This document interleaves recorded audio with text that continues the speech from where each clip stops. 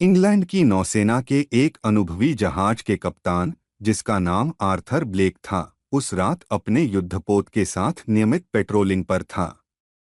सुबह ही उसने मौसम का पूर्वानुमान सुना था। सब कुछ शांत और सामान्य, किसी तूफान की कोई संभावना नहीं। लेकिन जैसे ही रात गहराई, मानो दुनिया ही बदल गई। अचानक क्षितिज पर काले बादल छा गए और देखते ही देखते भयानक तूफान शुरू हो गया। समुद्र की लहरें असामान्य रूप से ऊंची उठने लगीं, जैसे समुद्र खुद क्रोधित हो उठा हो। कप्तान आर्थर अपने वर्षों के अनुभव से जहाज को नियंत्रण में रखने की कोशिश कर रहा था।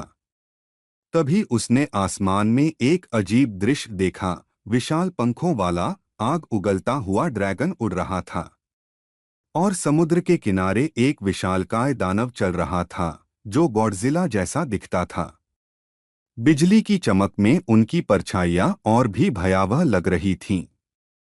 आर्थर समझ गया कि यह कोई सामान्य प्राकृतिक आपदा नहीं है। फिर भी उसने अपने कर्तव्य से एक कदम भी पीछे नहीं हटाया। वह नाविकों को निर्देश दे रहा था, मशीनों को संभाल रहा था और जहाज को डूबने से बचा रहा था।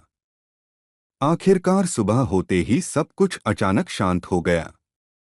आसमान साफ था, समुद्र भी शांत, मानो कुछ हुआ ही नहीं हो। लेकिन आर्थर के मन में उस रात का भयावह दृश्य गहराई से अंकित हो चुका था। बंदरगाह पर लौटकर उसने अपने वरिष्ठ अधिकारियों को सब कुछ बताया। पहले तो उन्होंने विश्वास नहीं किया, लेकिन उसकी लॉगबुक के विस्तृत विवरण और जहाज के अजीब तकनीकी रिकॉर्ड देखकर वे भी इस घटना को गंभीरता से लेने लगे।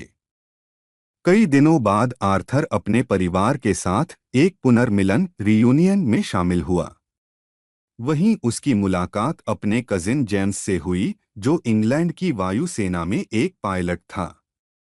बातचीत के दौरान जेम्स ने भी स्वीकार किया कि उसने उड़ान के दौरान एक बार ऐसा ही अजीब तूफान और अज्ञात प्राणियों की छाया देखी थी। दोनों एक दूसरे की ओर हैरानी से देखने लगे, जैसे कोई अनजाना रहस्य उन्हें जोड़ रहा हो। बाद में उन्होंने परिवार के पुराने दस्तावेज और लॉगबुक खंगालना शुरू किया। वहां उन्हें एक चौंकाने वाली बात पता चली। आर्थर के परदादा भी एक नाविक थे और उनकी लॉगबुक में भी इसी तरह की एक रहस्यमयी घटना का जिक्र था। ऐसा लग रहा था जैसे पीढ़ी दर पीढ़ी यह रहस्य उनके परिवार का पीछा कर रहा हो। आर्थर ने महसूस किया कि वह सिर्फ एक रात की अजीब घटना का गवाह नहीं है, बल्कि एक लंबे, अनजाने इतिहास का हिस्सा है।